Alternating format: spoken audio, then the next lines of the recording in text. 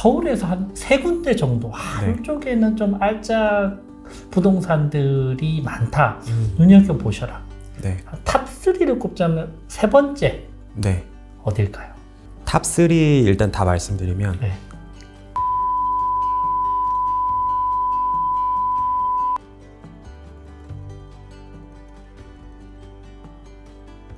안녕하세요. 협상가 류지원 변호사입니다. 오늘은 빌사남으로 잘 알려지신 BSN 그룹의 김윤수 대표님 모셨습니다. 대표님 반갑습니다. 네, 안녕하세요. 네. 네, 반갑습니다.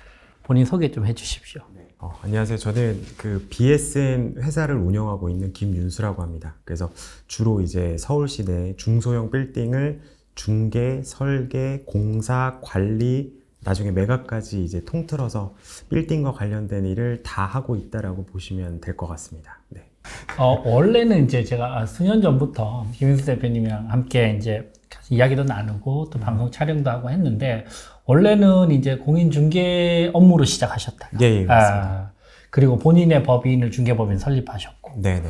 그러다 보니까 이제 건설 시공도 하시고. 네네. 그리고 컨텐츠 크리에이팅도 하시고. 예, 맞습니다. 그러면서 점차 본인의 영역들을 확장해 나가시는 김윤수 대표님입니다. 자, 매년 초에 김윤수 대표님 모시고 한 해의 부동산 투자 전략에 네네. 대해서 2023년도부터 쭉 같이 이야기를 해보고 있는데요. 올해는 이제 2025년도 여러 가지 격변하는 이 상황에서 김윤수 대표님의 어떤 인사이트를 한번 들어보도록 하겠습니다. 대표님, 올해는 또 트럼프가 취임을 하고 트럼프 2.0 시대, 또 우리나라도 또 계엄령이 있었고, 그러면서 이제 대선도 지금 앞두고 있습니다. 올해는 어떨까요? 일단은 되게 좀 정치적으로도 그렇고 좀 이렇게 좀 쉽지 않은 그런 시장이지 않을까 싶기는 한 것 같고요. 그리고 그 계엄령 이후에 좀 분위기가 좀 많이 바뀐 것 같긴 해요. 실제로 저희 회사에서도 계약했던 분이 있는데 계엄령 이후에 계약을 파기했어요.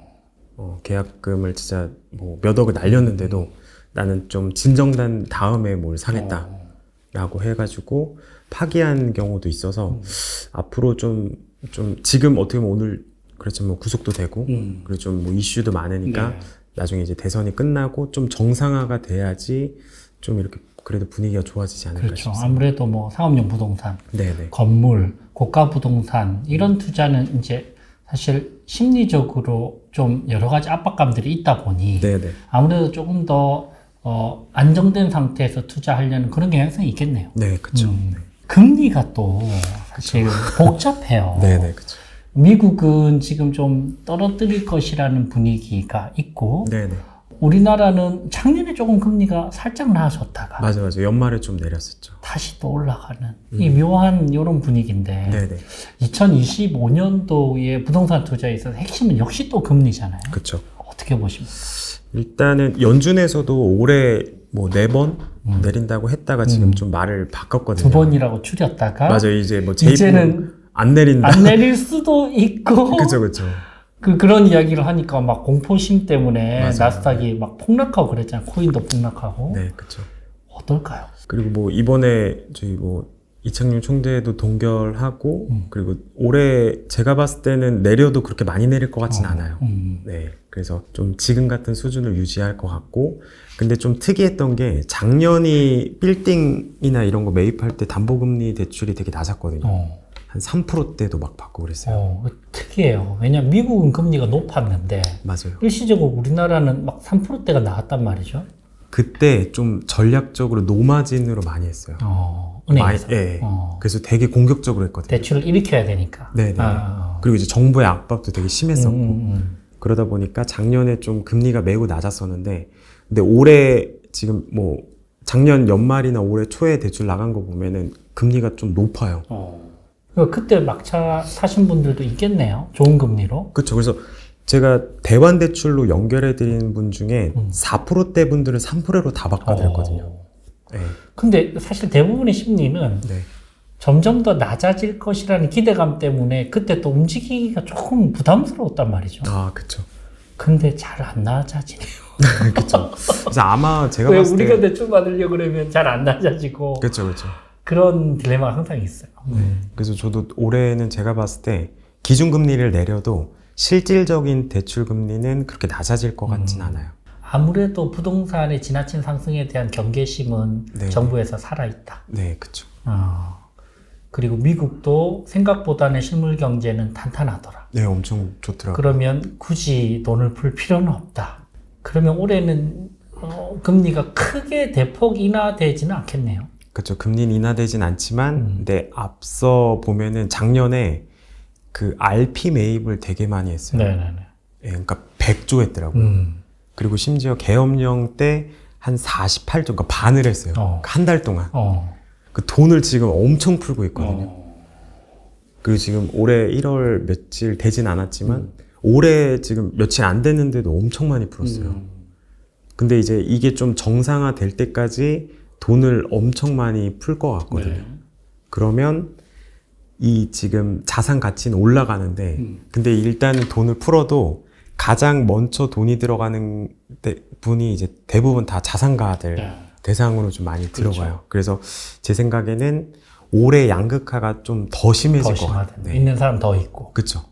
없는 사람은 대출 받기 더 힘들고. 네, 대출받기 더 힘들고, 자산가들은 상대적으로 되게 대출받기 좋고.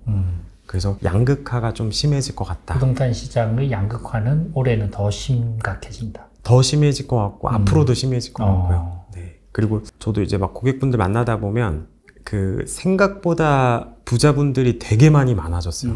그 작년 그 부자 보고서를 보면은 자산가들이 많아졌거든요. 되게 더 많아졌어요.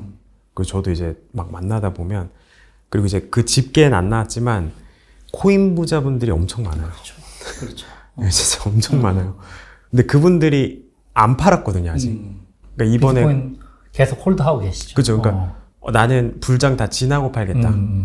그러니까 심지어 올해 판다는 사람도 없고, 네. 내년이나 뭐 그 이후에 가서 상황 봐서 좀 팔고 부동산으로 바꾸겠다는 분들도 많아서, 그분들이 만약에 시장에 들어오면은 이런 트로피 성격의 부동산을 많이 살 것 같아요.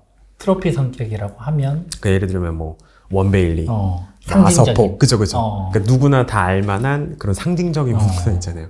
그래서 그런 부동산을 좀 많이 저도 살 것 같아요. 트로피 한 개 갖고 그래서 그렇군요. 네. 그래서 실제로 지금 원베일리 최고가 찍었던 것도 코인 투자자분이 샀고, 나인원도 코인 투자자분이 샀고, 다 보면은 코인 투자자분들이 샀거든요. 뭐 80년대, 90년대생들. 네.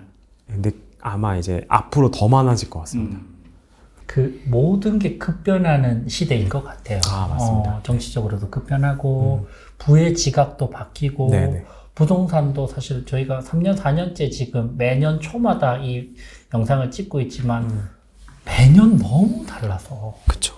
자, 그러면 그 올해 전반적인 네. 빌사남의 김인수 대표님은 네. 건물 투자, 상업용 부동산 투자 하라 아니면 하지 말라? 저는 확실한 거 아니면 안 사는 게 맞는 것 같습니다. 이제 양극화가 더 심해질 거라고 했잖아요. 그러니까 이제 오르는 데는 오를 거고, 안 오르는 데는 안 오를 겁니다. 오케이. 그 진짜 애매한 거 막 샀다가 나중에 팔리지도 않고 막 그런 상황이 발생될 수도 있고, 그리고 저는 요즘에 인터넷 광고 중에 막 돈 없이 건물 살 수 있다, 뭐 1억이면 살 수 있다라는 그런 광고들이 되게 많은데 되게 위험한 거거든요. 그렇죠. 예, 그리고 이제 저도 실제로 대출을 많이 받아봤지만 이게 대출 부담감이 엄청 크거든요. 예, 뭐 저금리 때야 상관없는데, 근데 제가 봤을 때는 앞으로 코로나 때처럼 금리가 내려가거나 그러기 쉽지 않아요. 네, 그래서 그때는 거의 제로금리였잖아요. 그렇죠. 그때는 사실 돈 안 빌리면 이상한 사람이었어요. 1% 2%대였으니까. 네, 그렇죠, 그렇죠. 그러면 그래서 이제 부동산의 예상 수익률을 뭐 3% 4%로 보수적으로 잡아도 네네, 무조건 돈 버는 그쵸. 시점이었잖아요, 그죠? 그때는 뭘 사도 올랐어요. 그렇죠. 네, 근데 앞으로 확실한데 아니면은 안 오를 것 같습니다. 여전히 작년에 이어서 조금은 관망 또는 신중 맞아, 모드네요. 맞아요. 네네. 작년에도 그 말씀하셨고, 재작년에 금리가 굉장히 낮았을 때는 그때는 조금 공격적인 맞아요. 추천을 해주셨는데 사실 작년에도 좀 신중 모드셨거든요. 네, 맞습니다. 올해도 여전히 조금 신중 모드인데 다만 작년에도 올해도 한 가지 단서는 네, 그래도 오를 때들은 오르고 올라요. 네, 알짜 매물은 구매를 또 추천한다. 네, 그죠? 맞습니다. 그래서 오늘은 또 그 알짜 매물들이 주로 어디에 숨겨져 있는지, 네네. 예, 뭐 알고 계시는 분들도 있지만 또 여러 가지 빅데이터를 지금 뭐 공인중개사만 거의 100여 명에 맞습니다. 네. 가까운 큰 그룹을 또 그 읽어 나가시기 때문에 누구보다 경험과 또 빅데이터가 많으실 거라고 생각합니다. 서울에서 한 3군데 정도 하루 쪽에는 좀 알짜 부동산들이 많다. 눈여겨보셔라. 네. 탑3를 꼽자면 3번째 네. 어딜까요? 탑3 일단 다 말씀드리면 네. 강남, 성수, 한남이에요. 한남. 성수, 한남, 그리고 강남도 나뉘어요. 잠깐, 강남, 성수, 한남은 한남. 용산 포함 아니면 한남?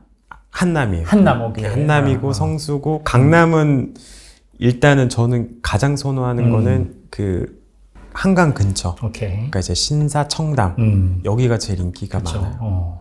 그리고 뭐 그 이외에 또 보면은 강남 중에 삼성역 뭐 일대는 네. 너무 좋고. 개발이 아주 크게 될 것이고. 그렇죠. 그래서 강남 중에서도 이런 동별로도 좀 차이가 커가지고. 네. 신사, 청담, 삼성. 네, 신사, 청담, 삼성. 다 비싸. 근데 이제 그죠. 그리고 이제 뭐 거래가 많거나 가격이 그래도 계속 오르는 데는 노년, 역삼. 그리고 그다음에 대치까지. 오케이. 여기가 딱. 오피스로도 좋고 네. 또 수요도 항상 많은 지역들. 네. 근데 저는 개인적으로는 일단 도산대로 인근이랑 이게 좀 저 현대아파트 이번에 신현대가 이제 재건축 빨리 되거든요. 그게 만약에 되면은 진짜 몇백억 하는 아파트가 엄청 많아질 것 같아요. 제가 이제 몇 년 동안 김인수 대표님이 좋아하는 지역을 살펴본 결과 네. 한 가지 공통점은 공원에 대한 아, 그런 본인의 그 가치에 대한 평가가 항상 높더라는 것이죠. 아, 네네. 도산공원, 그쵸. 서울숲, 그쵸. 용산숲, 그죠. 그런 의미에서 또 도산대로 주위가 또 핫하네요. 그쵸. 도산대로, 도산공원 인근이 또 핫하고. 그리고 저는 많은 사람들한테 얘기하는 게 그 투자로 성공하고 싶으면은 이렇게 돈이 모이는 곳에 투자하는 게 그쵸. 맞거든요. 그러니까 부자가 많이 사는 동네예요. 다 보면.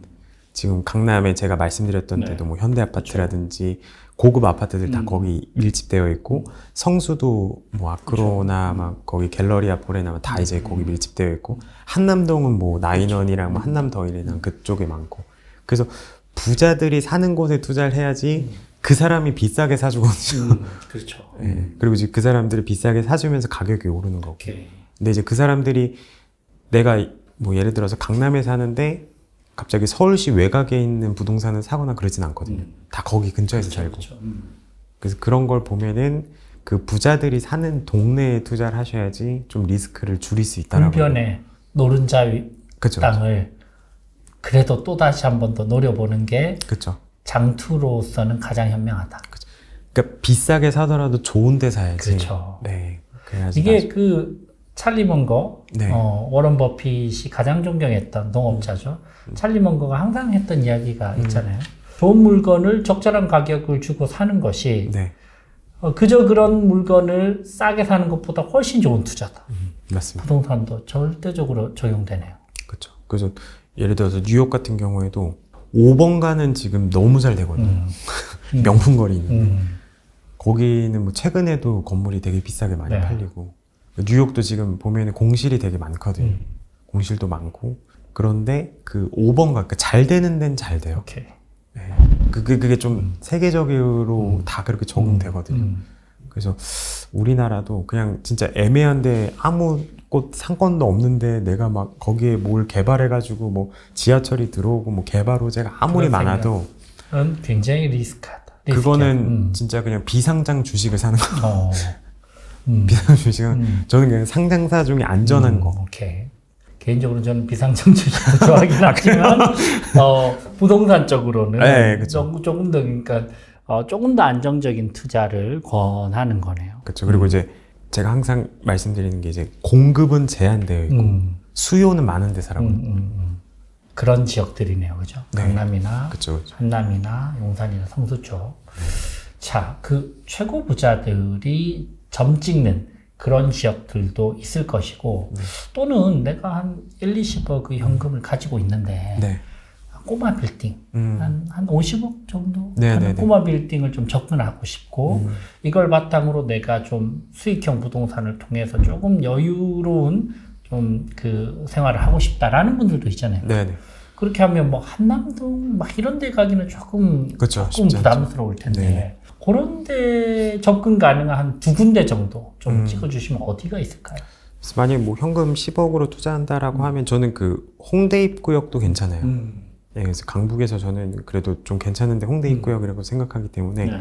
거기에 그래도 좀 금액대 낮은 것들이 많거든요. 그래서 그런 건물을 홍대 좀, 입구역 치면 연남동, 서교동, 포항? 그죠. 연남동, 서교동, 동교동, 합정동 약간 이쪽 라인. 이쪽으로. 예, 이쪽 근처도 저는 괜찮은 것 같아요.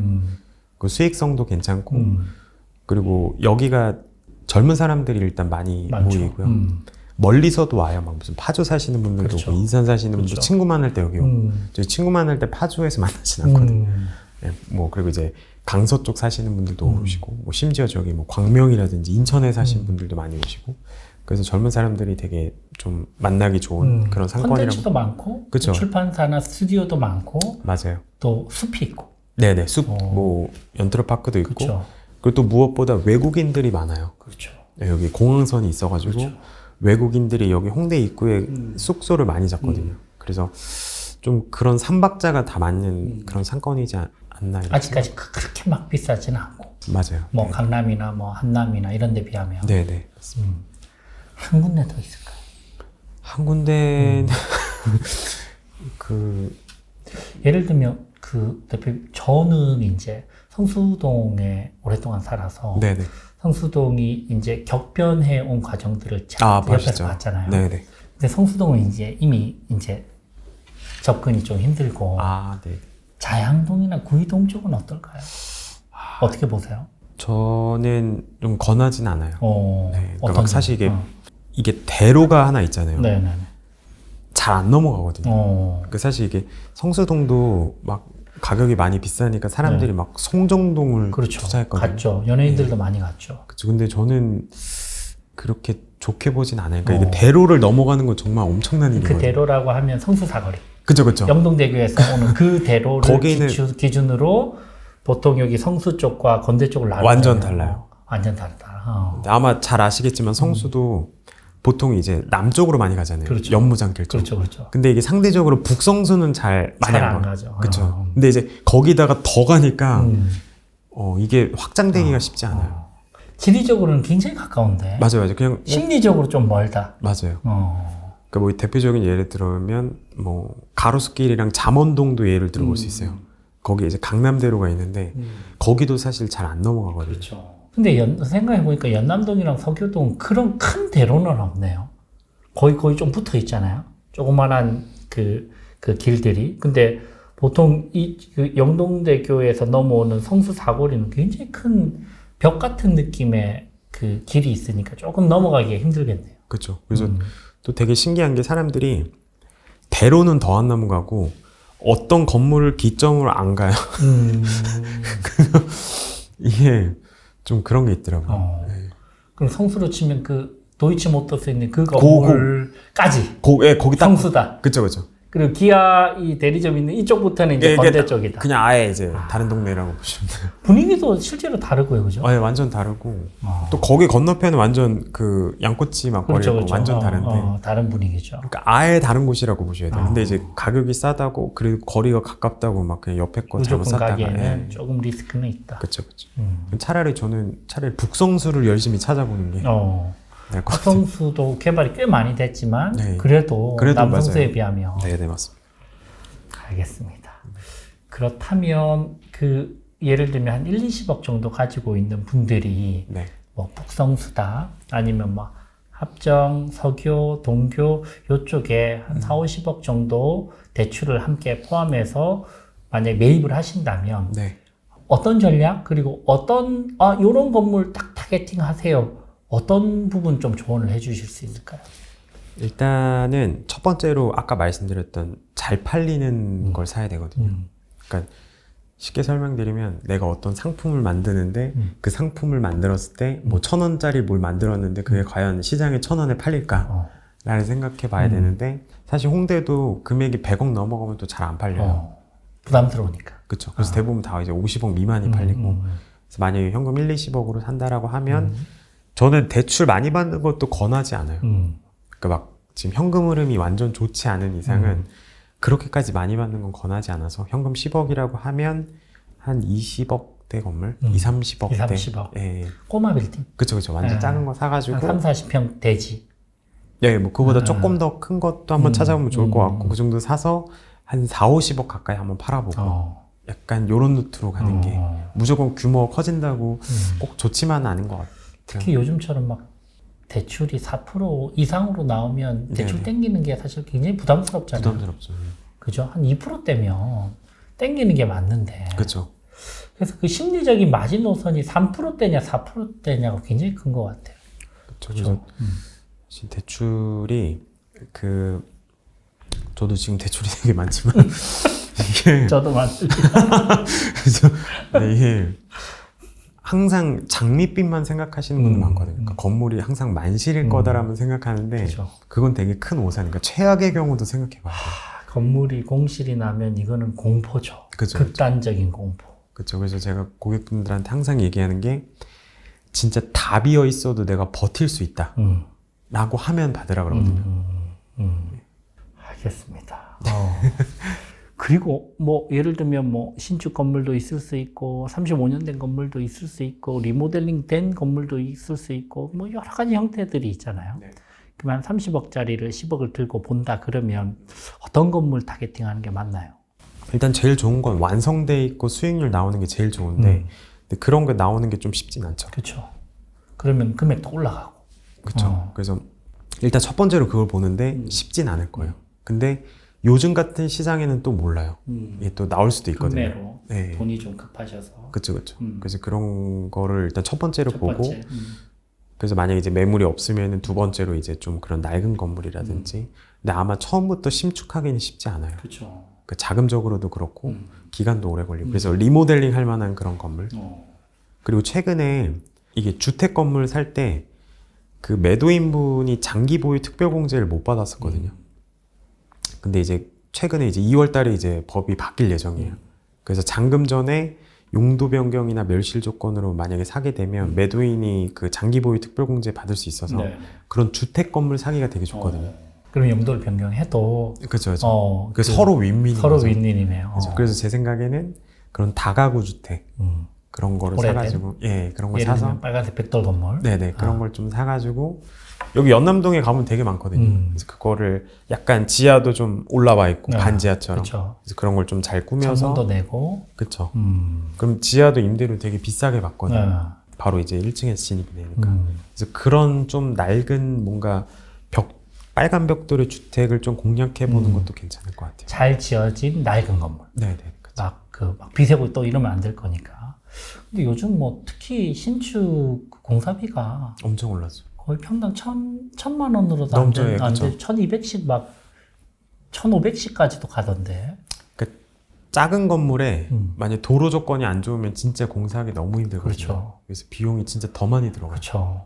한 10년 전만 해도 평당 400, 400도 안 했죠. 네. 350, 막 450 그죠. 이랬는데 거의 3배가 뛴 거니까. 네, 그렇죠. 특히 이제 러시아 전쟁 때문에 막 원자재 가격 폭등하면서 그죠. 근데 신축이 사실 예전처럼 그렇게 매력적이지 않은 것 같아요. 그렇죠. 그래서 제가 봤을 때는 지금 요즘에 이제 리모델링이 되게 각광받는 것 같고, 그래서 그렇게 리모델링을 어떻게 할 수 있을지를 좀 많이 생각해 보는 게 좋을 것 같습니다. 알겠습니다. 오늘 뭐 거시 부동산 환경 분석, 그리고 금리, 그리고 특정 지역 추천, 그리고 나 정도의 사람이 가지고 있을 수 있는 저 말고 구독자분들이 가지고 있는 어떤 현금 수준으로도 얼마든지 접근 가능한 그런, 물론 뭐 구독자분들 중에서 자산가도 많으시겠지만 그런 조언까지 주셔서 되게 도움이 되지 않았나 생각이 듭니다. 마지막으로 2025년도 부동산 투자를 생각하고 계시는 구독자분들께 한 말씀 부탁드립니다. 그 제가 뭐 계속 말씀드렸지만 되게 좀 요즘 시장 상황이나 이런 게 좀 쉽진 않은 것 같아요. 그리고 또 이제 만약에 뭐 대통령이 바뀌고 나서 그때 뭐 정책을 또 어떻게 세울지도 한번 좀 지켜봐야 되고. 근데 아무리 막 그런 정치나 막 그런 이슈들, 금리 이슈들 막 이런 거 봐도 오르는 데는 오르더라고요, 항상. 그래서 올해 딱 제가 한 줄로 좀 요약하자면 확실한 거 아니면 사지 말라. 그러니까 확실한 것만. 확실한 거는 계속 올라. 그러니까 더 똘똘한 한 채를 더 살려고 거예요. 그러니까 아파트도 똘똘한 한 채는 계속 오를 거예요. 여러분들 워런 버핏도 제가 최근에 워런 버핏 주주 서한을 읽고 있는데 인생 전체에 투자를 20개 이상 하지 말라 그러더라고요. 예, 그러니까 남발하지 마라. 진짜 제대로 된 거 위주로 투자를 하라는 건데 부동산도 그러네요. 맞아요. 똘똘한 거, 확실한 거. 확실한 거. 이것저것 막 사지 말고. 그렇죠. 그죠? 그러니까 돈만 없어져요. 그렇죠. 관리도 어렵고. 그렇죠. 녹는다 그러죠. 돈이 그렇죠. 계속 녹는 건 거죠. 그죠? 여러분들 확실한 게 무엇인지 궁금하신 분들은 우리 빌사남 BSN 그룹을 찾아주시면 되겠습니다. 오늘 감사합니다. 네, 감사합니다. 고맙습니다. 네.